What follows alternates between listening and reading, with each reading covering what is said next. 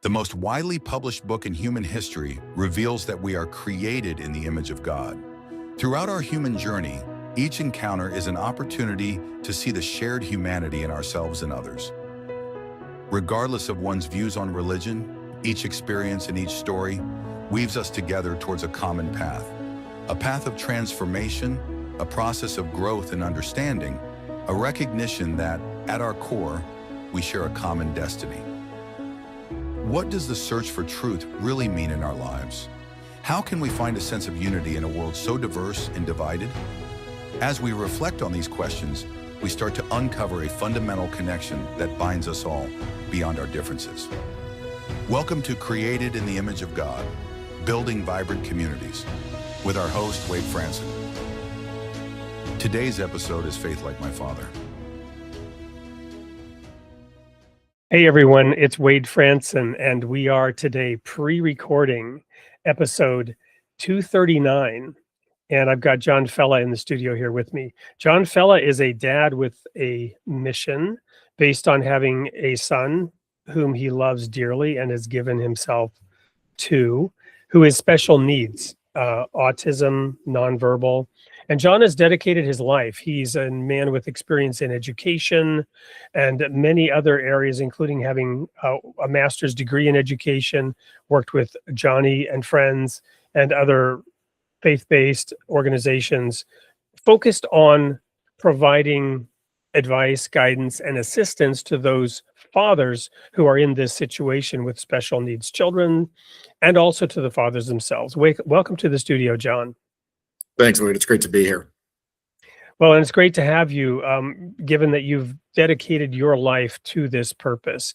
As we always do, we'd like to get to know what the forces were that formed and shaped you, who your parents were, and the situation that you grew up in. So let's just jump right into it and learn a little bit about your background.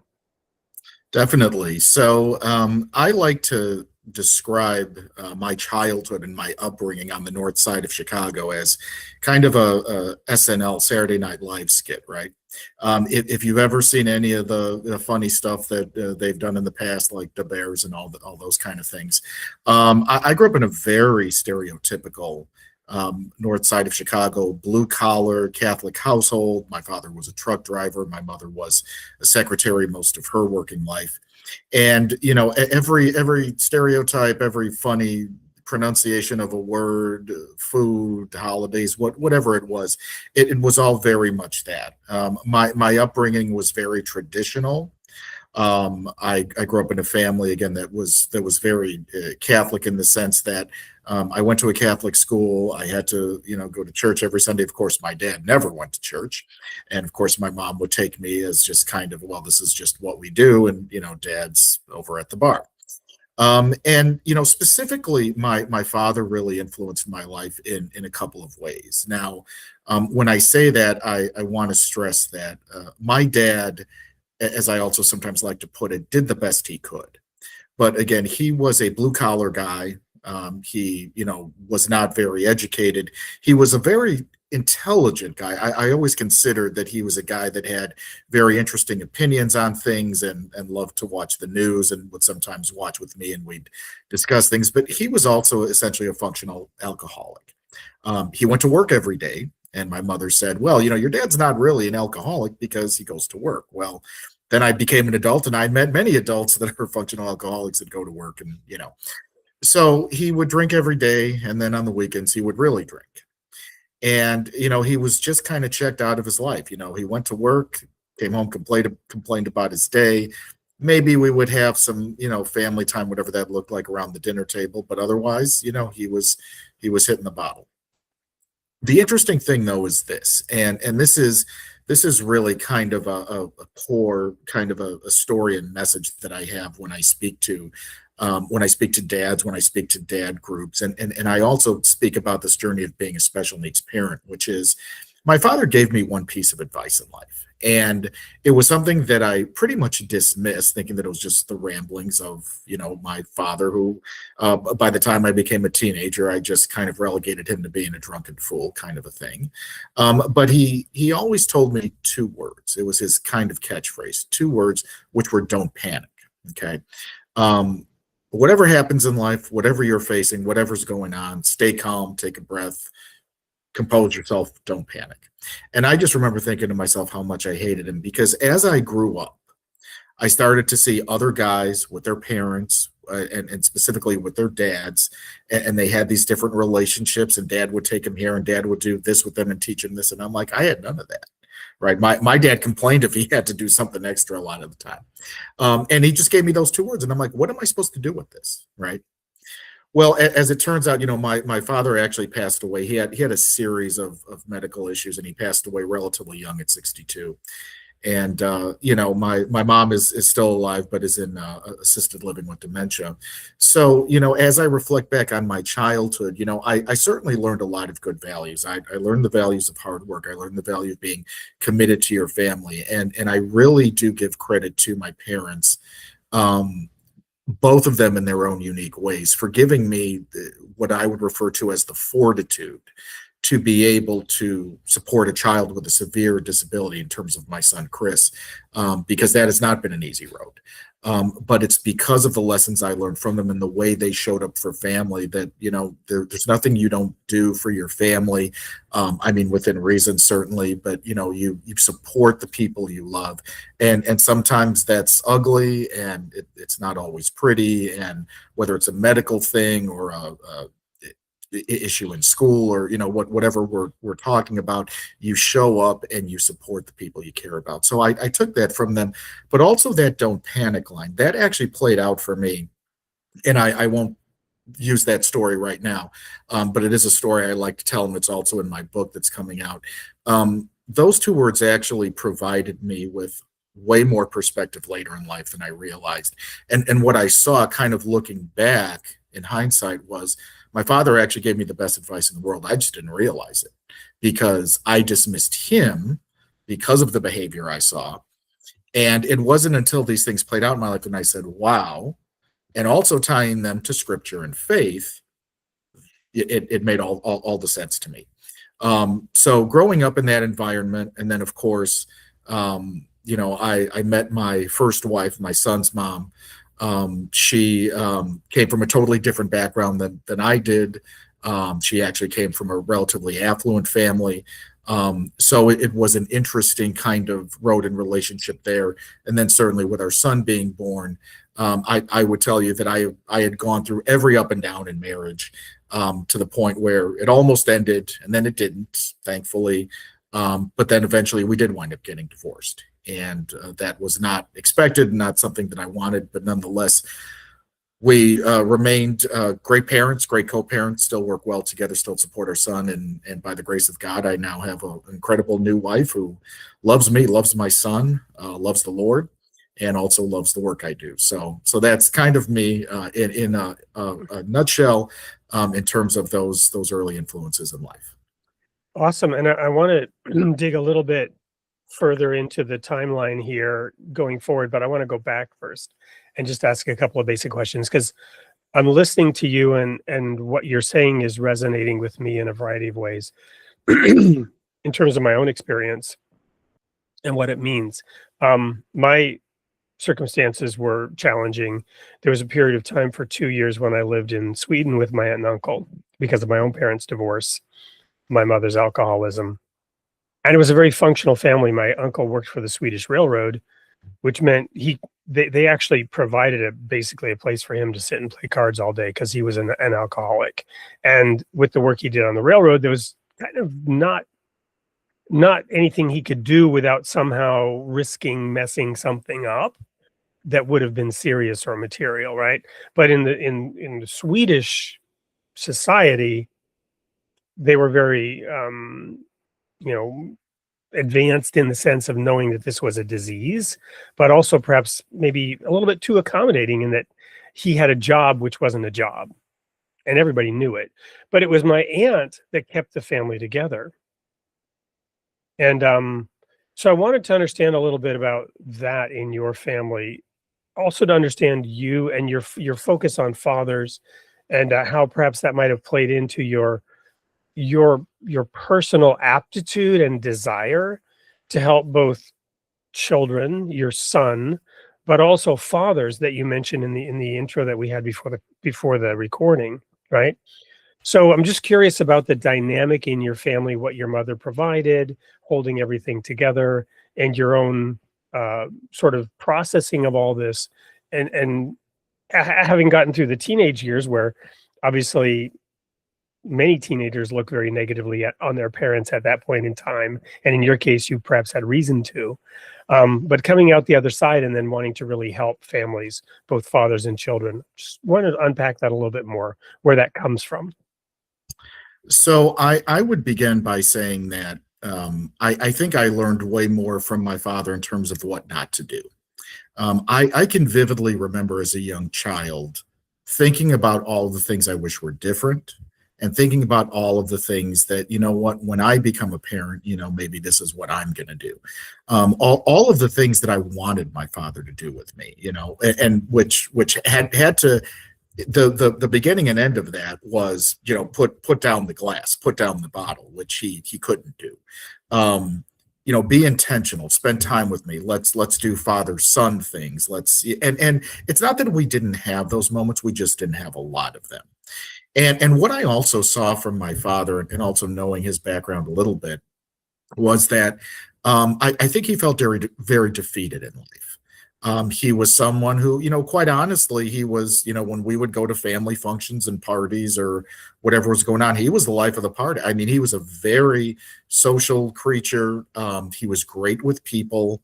I really do credit him with, the foundations of some of my communication skills, because he could absolutely point out to me the way someone used body language, the way someone said something, and that type of stuff. But at the end of the day, I could see that he was someone that had desires to do something else with his life, or maybe be something else. And he just wound up working a typical, again, 40-hour blue collar kind of a thing, which, to be fair, he was always very proud of it.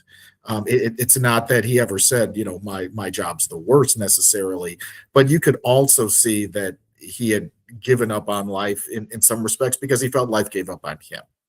And so what I saw from that was, what, I don't want to be that, right? I want to be a guy who's present, who's there for his family.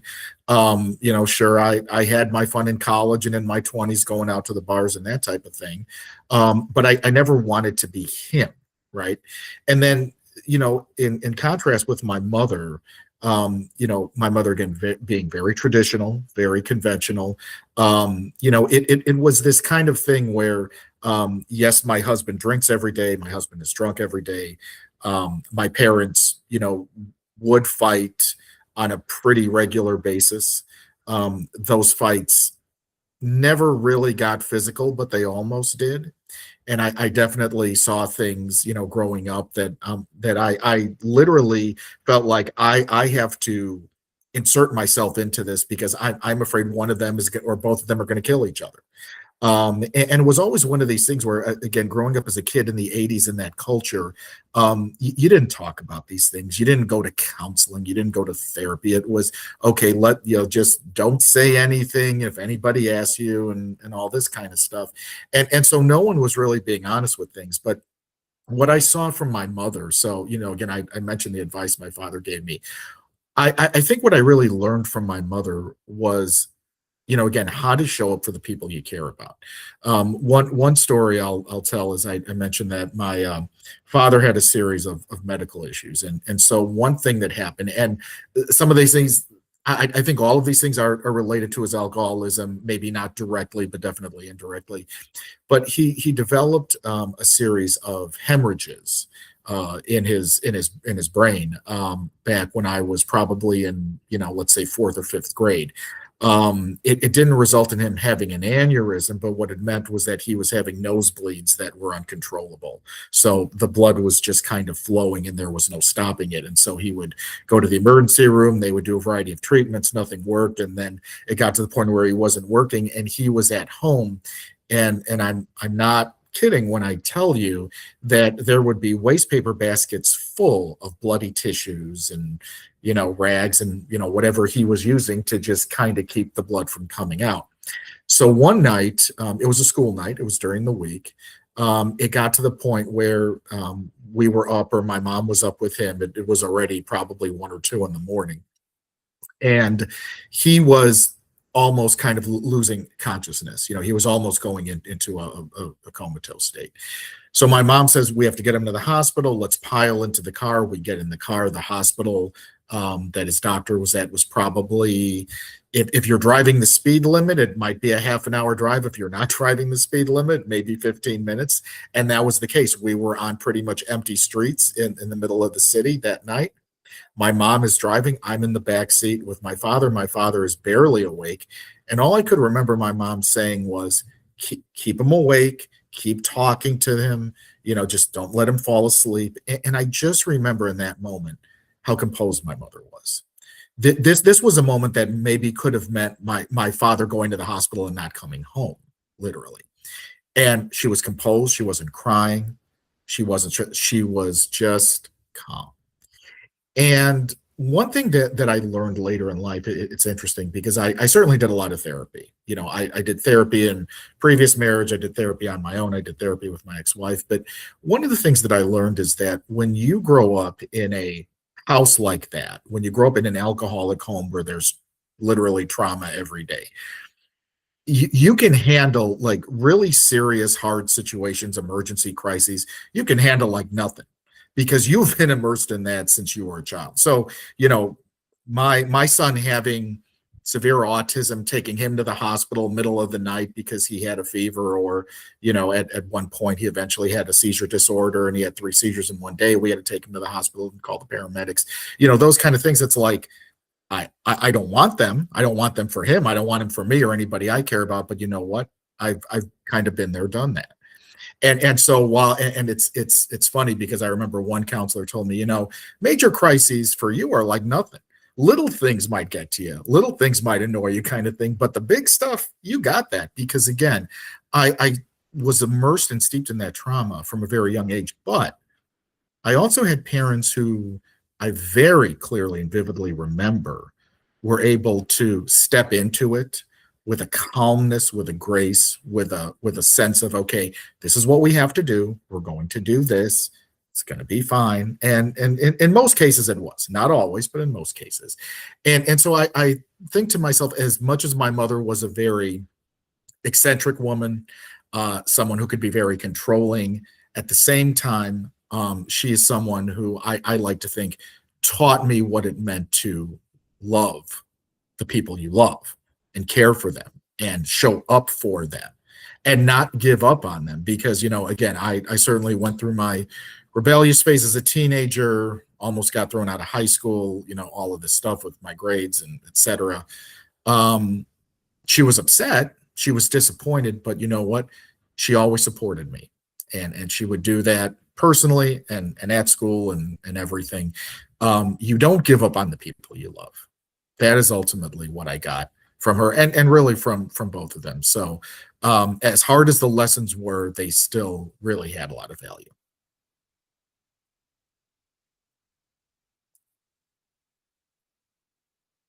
Sorry, I was on mute. What's coming to me is the practical aspect of that serenity prayer, right? The things that we can control and the things that we can't, and even the sort of frustration about little things. I think of myself, and I have the same thing, right? I mean, alcoholic mother, was in an orphanage, chaos all around me, and living in a tent as a senior in high school in Alaska, and many times saying, "Yeah, I can get through this. It's not the tent, right? It's not as bad as the tent."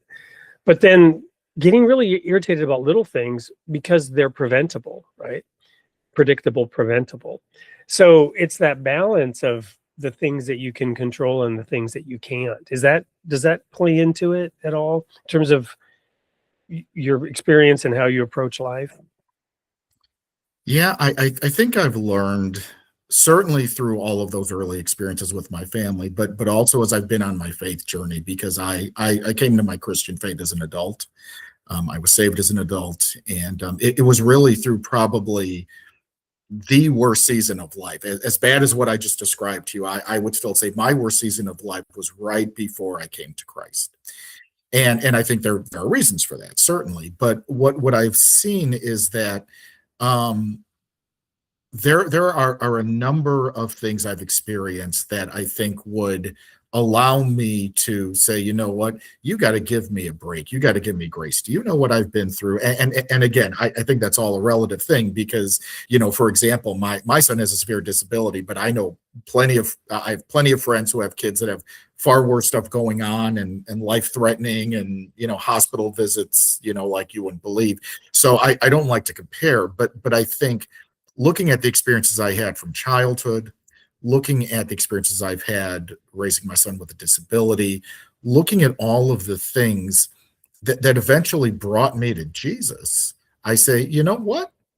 We're good, because at the end of the day, there are still things that frustrate me. There are still things I don't understand. There are still things I'm like, why did that thing that happened 10 years ago, like, why did that have to happen? But I see that there's a plan and there's a purpose, and ultimately, as much as I maybe wish I had a different childhood, I'm grateful for the gifts it gave me, because again, it gave me this fortitude and this peace. Say, you know what, you're never going to get to a place, and I think I came to this realization years ago. You're never going to get to a place where everything is going right or everything is perfect. That's not what this whole living on planet Earth thing is about. This is about you learning to grow in your faith, grow in, on your faith walk and journey, grow as a person, grow as a parent, grow as a friend, grow as a spouse, right? These things are meant to grow us.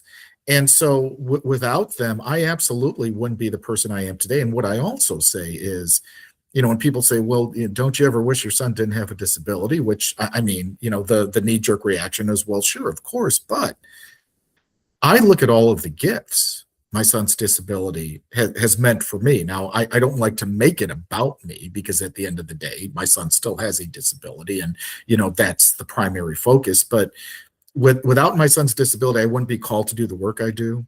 I wouldn't have a lot of the experiences that I have had. I wouldn't have made so many wonderful relationships and friendships and connections. And so in many ways, my journey has kind of shaped me to be the person to step into this. And, even with all the challenges, they're just what made me. Like, I don't have a message or a platform unless I've actually gone through all of these things and come out the other end and said, you know what? I don't have it all figured out. I don't have all the answers. You know what? I never will. But I do know this. I know there's a God who loves me. I know there's a God who has a plan for me. And I know that I have been led on a path. And sometimes, most times, the hardest thing to do is to just trust him. It is that difficult. It is probably the hardest thing we can do, especially as Christians. But I think it's something that we're ultimately called to do, to say, you know what, you have a plan. I have seen evidence of your goodness in my life.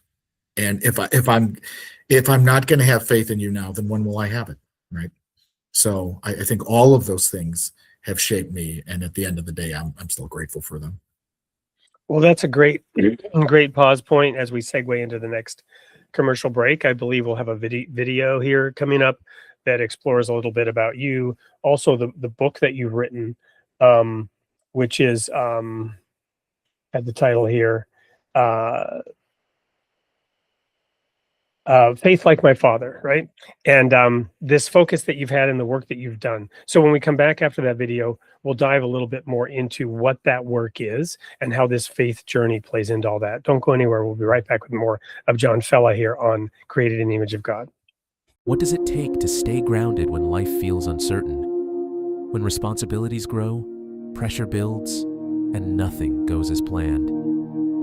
This book explores what it means to navigate real life, marriage, fatherhood, and raising a child with special needs, with clarity, resilience, and faith.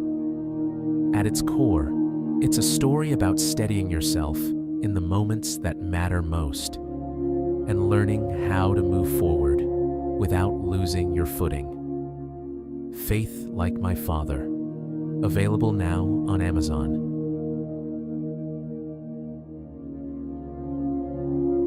Welcome back to Created in the Image of God. I'm here with John Fela. We've just explored his background and how the difficulties and challenges, even as a child and in his own family, and then with his son who is autistic and has is nonverbal, and he's 17. And there have been many, many challenges along the way. But as we've seen from John, the positive view of faith gives a perspective in which all of this has a purpose. Let's start there, the purpose and how you're applying it in your work as an adult and the calling that you have. I saw you give a presentation, I believe it was a commencement address that was just so powerful, and I wanted to have you on the show to express some of that clarity and vision that you have in our purpose, speaking to those commencement students. My daughter's going into college, and I would hope that she's getting some of that instruction as she moves into that phase of her life. By the way, she is going into occupational therapy because she works with special needs kids in her has I think for several years now in her high school in the gym class. So there's an integration approach that's being taken that was certainly not available when I was in junior high and high school. But anyway, back over to you to unpack some of this. Yeah, so I will very truthfully say that if I did not have a child with a disability, I probably wouldn't be doing any of this, right? It was just never in my wheelhouse. Certainly, I was around kids and folks with not as much when I was younger, and for whatever reason, but certainly as I was an adult and also went into education, starting about 20 years ago, certainly we're in those environments in the classroom and had kids with IEPs and all this type of thing. But it was never something that I really wanted to, extend myself into or saw that I had any gifting or desire to work with. But, where it's kind of started for me was when my son was about 5 years old. So I'm going back to like 2012. He's actually 18 now, by the way. But so I had an experience actually, and it's something that I talk about in my presentations at conferences, and there are videos of it and things. And it's a story I call A Tale of Two Parking Lots, and it involves two parking lots. And this took place in the summer of 2012. This is before I came to faith in Jesus. And this was also during this period that I hinted at previously, where it was literally the worst season of life. Everything that could go wrong was going wrong. I had a job loss. We were suffering financially. Our marriage was hanging by a thread. We almost lost our house. We didn't know where we were going to place our son because of his needs, and nothing was working. And it was just a mess. So we attended, at the time, we attended a Unitarian church, which is not a Christian denomination. Some might think it is. It's not. But we were attending because we were kind of seeking at that time, and they had a men's group that would meet on Friday nights. And I was going to this men's group, but I was there early this one night. So I sat in my car and I called a couple of my oldest friends. They knew a little bit about what was going on, but they didn't know everything. So I unpack all of this for them. And they're on the phone with me and they're like, "Man, we love you, but we don't know what to say. This is just kind of over our heads, beyond our pay grade." In fact, I had one friend tell me, "What, if it were me, I'd walk." And I'm like, "Well, I can't do that, right?" And then I go into this meeting with all these guys who are mostly like 20 years my senior. And I'm sitting there and, we do kind of this go around the circle, what's going on and all that. And I share this. And again, they knew some things, not all. And here I'm thinking, wow, most of these guys are like 20 years my senior, right? I'm in my late 30s at the time. These guys are 50, 60s, 70s. Oh, they got some advice. They got some wisdom for me. I get done sharing and it's stunned silence. It's just nothing. And then after about maybe a minute, the group leader chimes in and says, "Wow, that's really tough. But what you need to hear is that it's going to be okay." Now, here's the thing. Do I know now, especially as a person of faith, it's going to be okay? Yes. But that's not what I needed to hear in that moment. In the middle of crisis, that's the last thing someone wants to hear. It's going to be okay. Yeah, shrug it off. Don't worry about it. I wanted someone to come walk alongside me. "Hey, man, I don't understand what you're going through, but what do you need? Do you need to talk? Can I take you out for a coffee or a beer? Whatever. Let me be intentional with you in terms of having a relationship." I had none of that. So I learned the hard way that I had no community. So a lot of my desire in terms of my advocacy, which developed, the seed of it was really that experience, realizing I had no community, I had family, I had friends, but I had no one that understood my journey specifically as a special needs parent. So a lot of my early... I want to quickly pause you there as well, because the subtitle of this show, Creating the Image of God, is building vibrant communities. And of course, this is a virtual show, right? We don't have a church per se, but we are connecting with people and connecting people. What I want to explore, without in any way being negative or critical of that particular, little church or that broad church, the Unitarian Church or movement. You said it's not a denomination. I think I understand what you mean. What is it about it, without again getting critical, what is it about it that you didn't have community there? So it's interesting because, my experience of Christianity prior to that was really Catholicism, right? I didn't have another experience of it.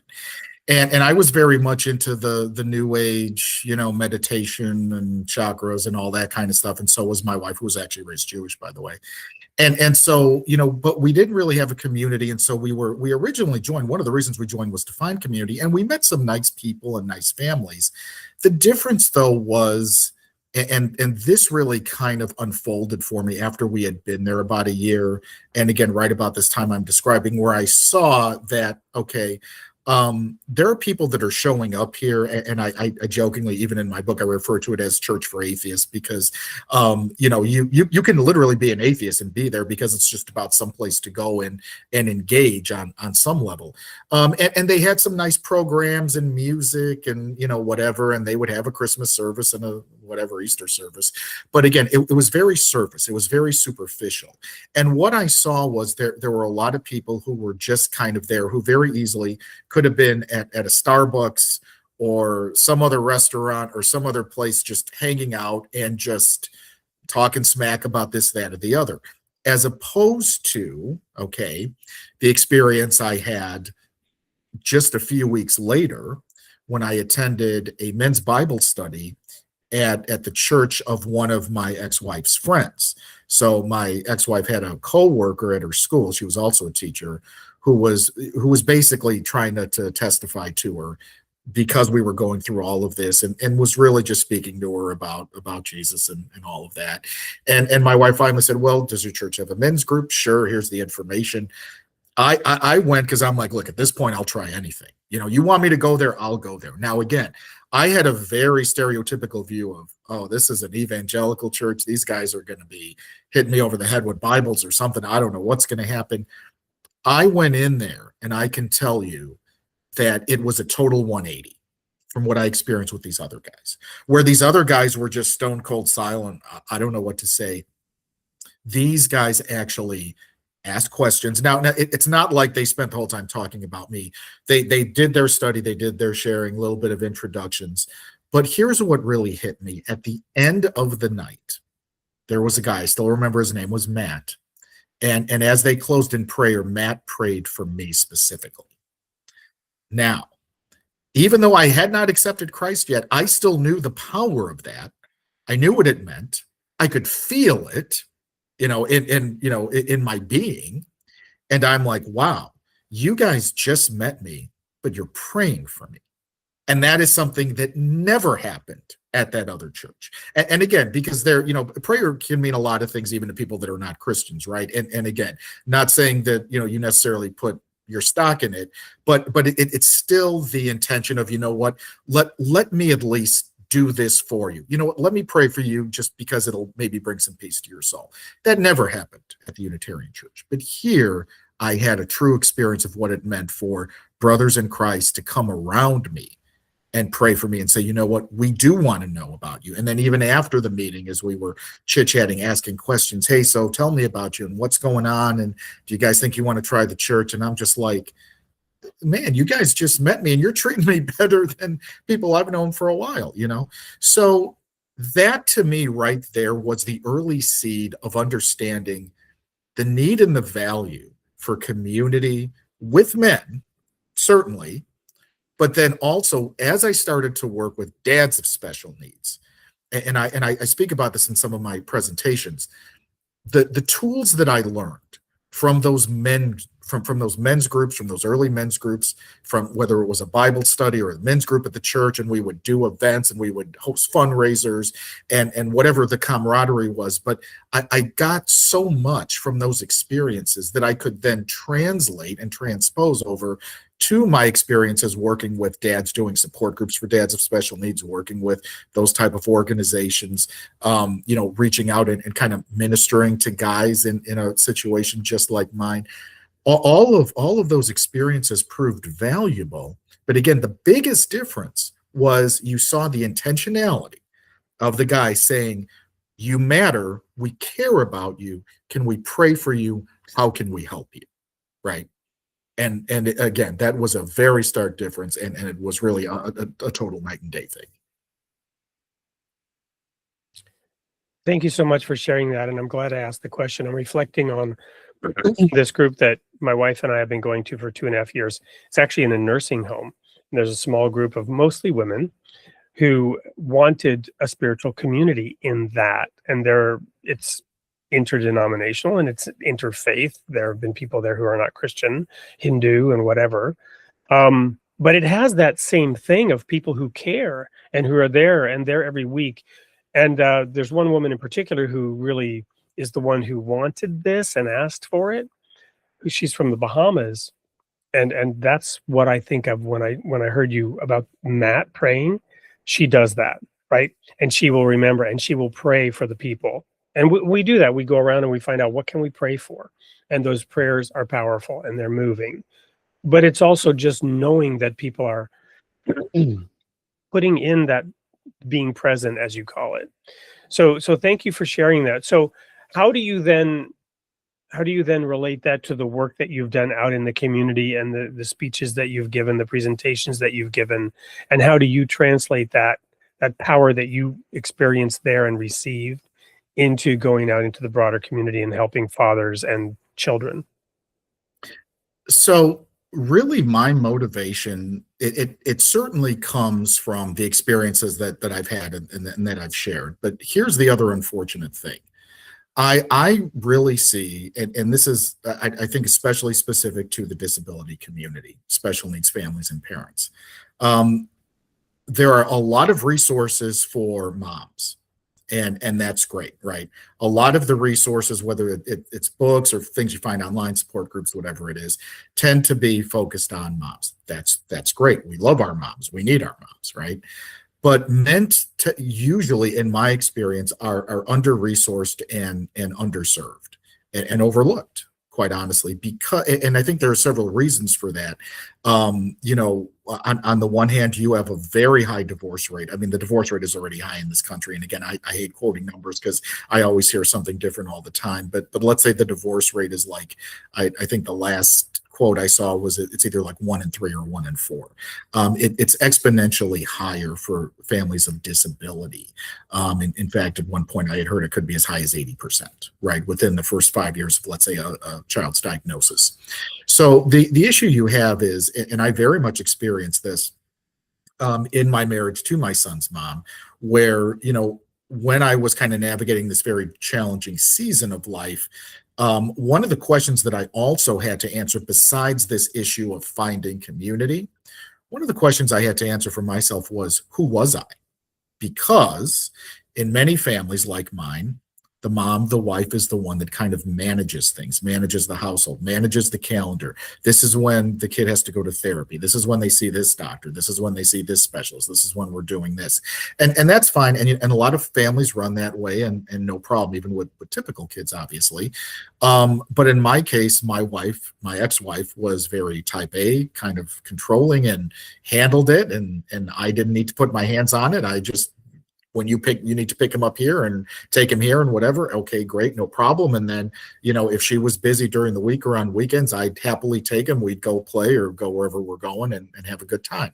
But frequently what you see is that men kind of get lost in the shuffle there, because it's, okay, what do I do? What value do I bring to the marriage?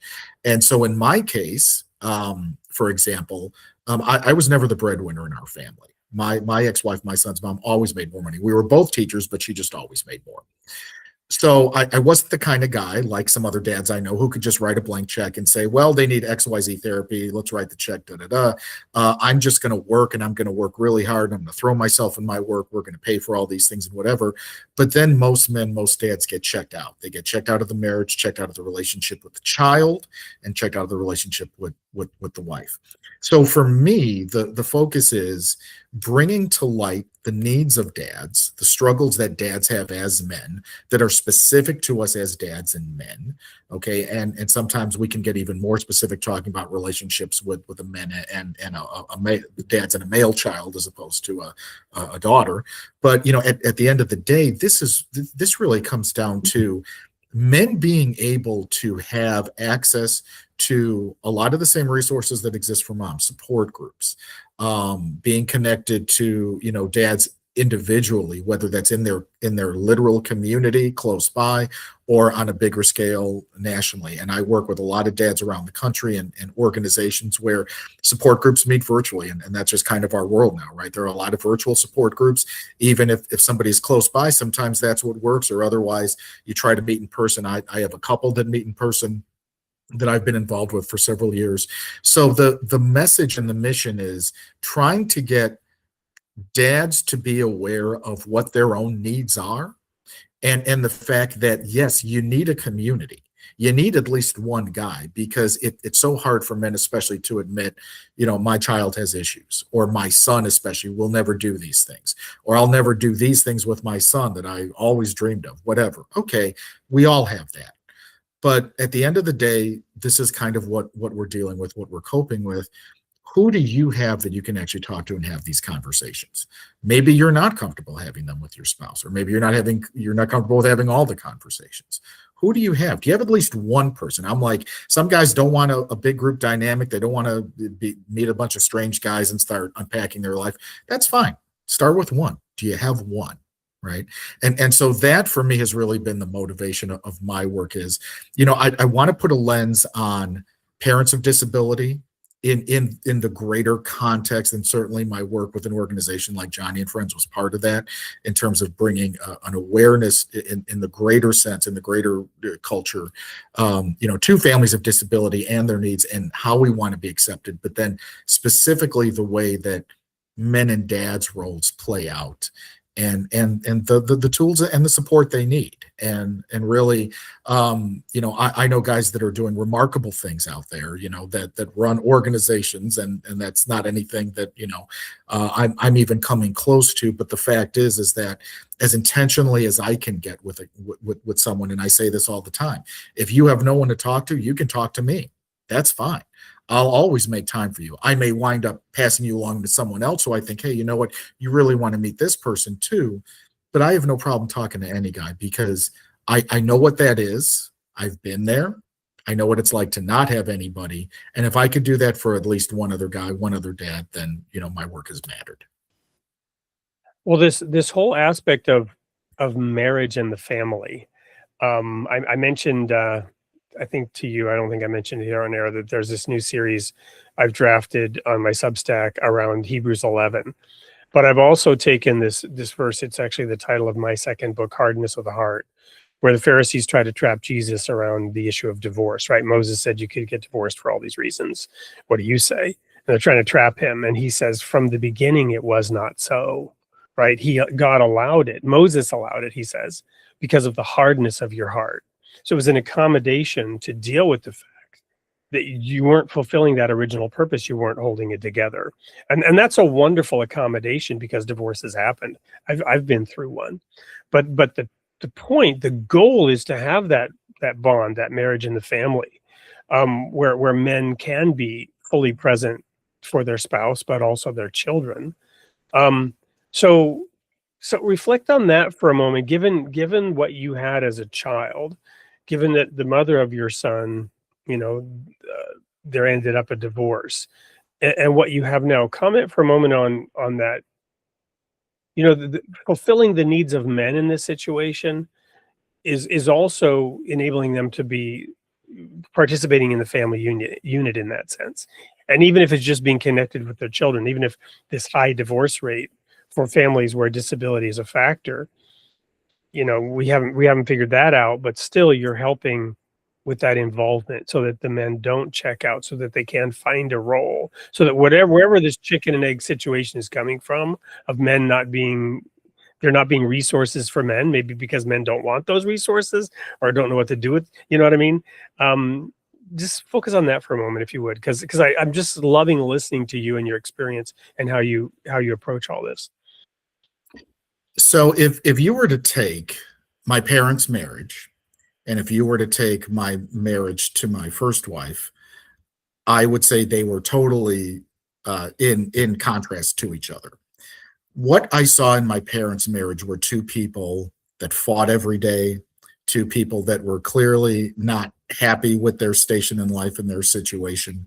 I remember, and I still have it kind of burned in my brain. There was one morning when I was a young kid, and I think it was even like a Sunday morning, and my parents were having a fight. And I remember my mom screaming at my dad in tears about how he was drunk every day. And she literally was like running back and forth to the bedroom, and I could hear her crying. Like it just echoed through the house. And my father wasn't drinking. He was, it was early in the morning. He was sober. He was clear-headed. And he's like, just leave your mom alone, give her some space whenever she's upset. But what's interesting is that despite all of that, they stayed together. And they also supported each other through some very, very tough times. And so on the one hand, we might see that through the lens of today, and maybe even the lens of back then, because I knew even then that there was something not right here. This was not healthy. And we would probably say today, there's no way that a woman would stay in that, or ideally, in most cases, they wouldn't. They would just leave, or they would demand that the husband, goes, through some kind of a recovery thing with the alcohol. Maybe it's, and again, when we thought of abuse in that time, abuse was literally physical abuse. Like you were getting your clock cleaned by your spouse or your parent. And even then, because like I got the belt from my dad, and I didn't go crying to anybody about it and that type of thing. So again, this was all just kind of assumed as this is just how it is. Compare that to my marriage to my first wife. Okay. We didn't really have any of that. Did we have a few fights? Yeah. Nothing anywhere near the scale of my parents. But at the same time, certainly that's not who I was. I knew I wasn't my father. My ex was someone in terms of her family. She grew up in a household where the dad was emotionally checked out. He did very well for himself. He made a lot of money and kept the family very, very well taken care of. But she often said, like, my mom and my dad just, they make it look good in public, but she's like, I don't know that they ever really loved each other. Okay. So in my marriage to her, what I saw was someone who, especially in the early years, wanted a lot of attention, wanted a lot of affection, and I had no problem giving it to her. But she was also someone who basically, we all kind of make these generic claims about, well, of course, the wife is in charge, and my wife makes all the decisions, kind of thing, whatever. But in her case, it very much had to be that. And so again, playing into what happened with our son, it was, okay, well, this is what we're doing. I'm going to let you know what we're doing, but you really don't have a say in it. And then couple that with the fact that my mother-in-law, her mom, who was loved my son, she's passed since, but loved my son, was very generous in a variety of ways, was always present, but she also had opinions. So of course my wife listened to her opinions, and then of course between the two of them they made decisions, and I'm like, okay, great. So the issue there is I saw a marriage in terms of my parents that clearly didn't work, because I had a father who was checked out and drank all the time and was angry and mad, and I had a mom who just lost kind of faith and belief in him. But then likewise, I was in a marriage with my spouse, and I was not an alcoholic. And in fact, my ex-wife really didn't drink much either. We drank a little socially, but I mean, that was about it. And we were okay with that. But what I did see was that the aspects of imbalance in the marriage, where I lost my own sense of self-worth and value. And she was really just kind of concerned with the fact that everything was kind of her way, and wanted the best for our son, and legitimately. She's an incredible mom, still is, and we co-parent very well together to this day. But what I saw was I wasn't an alcoholic. I wasn't checked out of my family, but I also wasn't allowed to be fully invested in my family either, because my wife said I'm the decision maker. And so what I normally say, and this is, you know, in my marriage to my current wife, who is an incredible woman of God and loves my son and loves the work I do and loves, you know, going to all the places that I go to. But what I see here is the importance of having a godly marriage. Now, I know how, you know, some folks might hear that and say, you know, okay, you know, whatever, that's maybe a throwaway line that we all use, have a godly marriage. Well, what does that even mean? But what I learned was this. I grew up in a family that, you know, although they were Catholic, you know, nobody was reading the Bible by the fire at night. Nobody was, you know, saying prayers. Nobody was doing this, that, or the other. And then I went into a marriage where, while I married someone who was a great mom, very well put together, you know, on the surface was someone that, you know, anybody would want to be married to, but I lost myself. And so the importance of having Jesus in the middle of your marriage cannot be overstated. Because even though I came to faith in my first marriage, and my ex-wife did too, and I won't go totally into the story now, but, you know, my ex decided she didn't love me anymore, and she was actually the one who just one day just up and said, I want a divorce. And we weren't having any problems, and I don't have a drinking problem or a gambling problem, and I'm not cheating. It's just I don't love you anymore. Okay. I know that she's also walked away from the faith. I don't really know what she's doing, but I know she's not a believer. So in my current marriage, I've seen the value of keeping Jesus in the middle, having times together when we pray, never missing, like we pray at every meal. When we have to make decisions, we pray. We're both very involved in our church, which is a very small community church, but everybody knows each other and is very supportive of each other. And because a lot of the work that I do in the disability world has a faith component to it, it is something that we know is at our heart in terms of serving the Lord and what He has gifted us to do. So what I would tell people is this: don't dismiss this idea of keeping Jesus in the middle of your marriage. It is that important, because at the end of the day, if your focus is on Jesus, you're going to be a lot more selfless in your marriage. You are going to respect your partner a lot more and realize that, listen, marriage is, look, we both complement each other.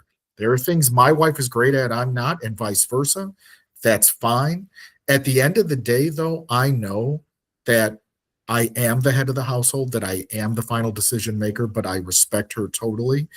We discuss everything, we bring it before God, and we say, okay, what are we going to do? That to me is an ideal marriage. And again, look, I also want to be clear. You could probably find marriages that present holier than ours, right? You know, we probably could pray more. We probably could read the Bible more. We probably could do a lot of things more. But we know where our strength and our foundation is and where that comes from. And as long as you remember that, then a lot of these things, you know, I'm not saying magically, I'm not saying it's an overnight, whatever, everything changed overnight, because even when I came to faith, it's not like my life totally changed overnight, but I was changed because He was there and I knew it. So likewise, you can have a marriage that looks like shambles on the outside. It could look perfect on the outside. But what is in your heart and what is in between both of your hearts, if Jesus is not there, you're gonna have trouble. And that's the best way that I can put it.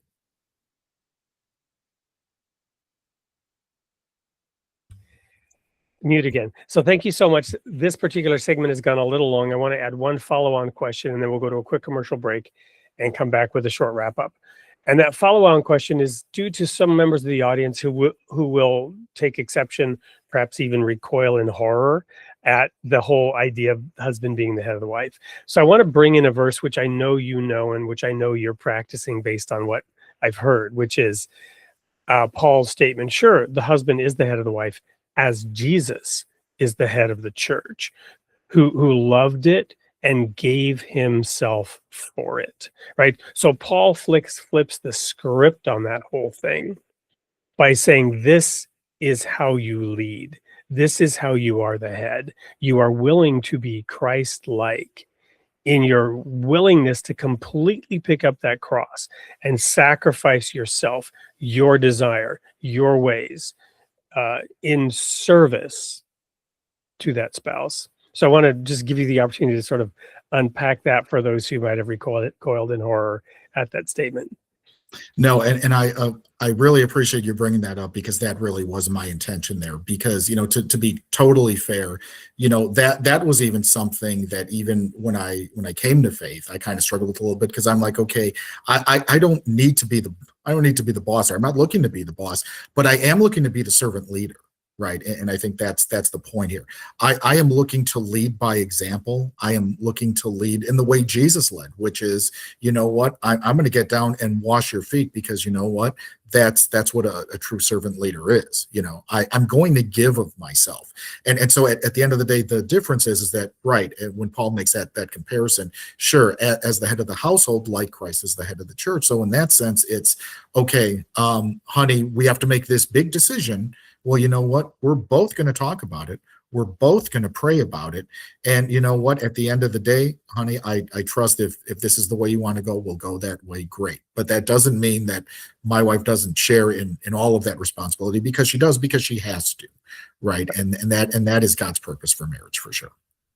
Thank you. We'll be right back to wrap this up. Don't go anywhere. We'll be right back with more of John Fela. Every child deserves a place where they feel seen, safe, and supported. Those who guide children also carry the responsibility to protect them. Written by 2 legal experts with over 60 years of experience, this essential resource helps organizations build strong child protection policies, recognize risks, train the right people, and respond when it matters most. From schools to churches to mentoring programs, this is a blueprint for real protection, made practical, sustainable, and clear. Protecting other people's children. A powerful tool for those who choose to care. Available now at Amazon. Well, welcome back. We had 2 rather longish segments because they were so packed, and I just loved just listening to John explain how he has turned his life's experiences into a path for rich spiritual growth, and very articulately able to express how other people in similar challenges or different challenges, can learn from those experiences. So John, what's next for you briefly, and what are the final words you'd like to leave for the audience tonight? Yeah, absolutely. Well, this morning, actually, this is pre-recorded for a morning show. Sorry. No, that's fine. Well, as we are recording this, we are actually 1 day away from my book being released. So again, as you mentioned, my book is called Faith Like My Father. It is really my memoir, where I really unpack a lot of the things you've just heard, but certainly in more detail. And again, really kind of connecting the journey that God has put me on, from being in this kind of chaotic alcoholic family, through my first marriage, raising my son, the trauma of divorce and going through co-parenting, and ultimately finding love again, but also with this theme of don't panic, really threaded through. And there's some great anecdotes and stories that I didn't share here, but again, that's why you got to get the book. So that book is going to be available on every platform, Amazon, Barnes & Noble, Books A Billion, you name it. You can find it anywhere, retail, and certainly online, and hopefully some brick and mortar as well. And then I actually have a second book that I'm contributing to. So this one is a little bit more, it's not faith focused, a little more disability focused. But there's a wonderful woman by the name of Temple Grandin, who is a huge name in the autism world as an advocate. I have a friend, Stephanie Holmes, down in the Atlanta area, who is a Christian marriage counselor and is doing a lot of work specifically in the field of neurodiversity in couples and families. She partnered with her to write a book, and I actually got to contribute to that. That book will be coming out in June. don't ask me for the life of me. I don't remember the title of it because it's changed a few times. But if you follow me on social media and on my website, you'll see it. And that book is actually written for educators and for therapists to kind of give them a first-person perspective of what it's like to raise someone with a disability or to be a person of disability yourself. So it's great perspective there. So I'm excited about those coming out as well. I will be speaking at some conferences, certainly around the country as well during the spring. It's a busy season for that. So I do encourage you that if you are interested in the message you've heard, or especially if you take advantage of reading my book and you would like me to come speak to either your church group, parent group, small group, if you have a disability ministry, I work with tons of disability ministries, certainly in the Midwest, but also all over the country. And I actually speak at those conferences and events as well. So please reach out to me through my website or through my social media. My website, of course, is just myname.com, johnfella.com, or you can plug me into the Google machine, as I like to say, and I'm on all the social media, Facebook, Instagram, LinkedIn. You can find me there. And again, find out the things I'm doing, where I will be, but also too, if you enjoyed interviews like this, I have tons more content out there and lots of hours of it. So I hope you'll take advantage. Well, and I hope you will check out some of those presentations because John is a very dynamic speaker, like I mentioned at that commencement address, packs a lot in there. So it's johnfela.com. That's correct. And John, what a pleasure. I do hope to have you back. We can talk about that once that second book is out. But Faith Like My Father will be out by the time this airs. And that's exciting. I can't wait to take a look at that book. For everyone else, remember one thing: you are created in the image of God, and God loves his creation. And stay tuned for another couple of minutes. The sneak peek of next week's show is coming right up. We'll see you there.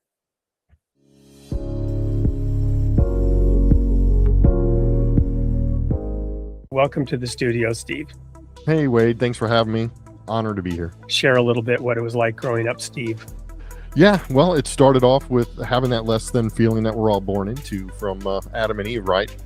And I just had some parents that just added to that trauma, or had a mother that left me at the age of 4. Parents divorced and she took off, and I never saw her or knew of her until I was about 18 years old. You're fully back in the saddle of ministry, but in a new and completely different way. Where are you growing next? And now is to help people get unstuck from healthy habits. Healthy habits that are performative, not transformative, could also be a problem. That's what I thought. But anyway, that's great. I might have to steal that. Created a 12-step recovery program based on your identity in Jesus Christ. It's a community that's online, because nothing's more important than community. But when you say 12-step to people, they think of those people, drug addicts and alcoholics. So my passion is to help people just get unstuck from religion, get unstuck from unhealthy habits, whether it's anger or depression or codependency or anxiety, any of these things. That's the passion now, and that's what I'm living out today, creating different avenues for people to come in, to be invited into community, to just see the love of Jesus transform people.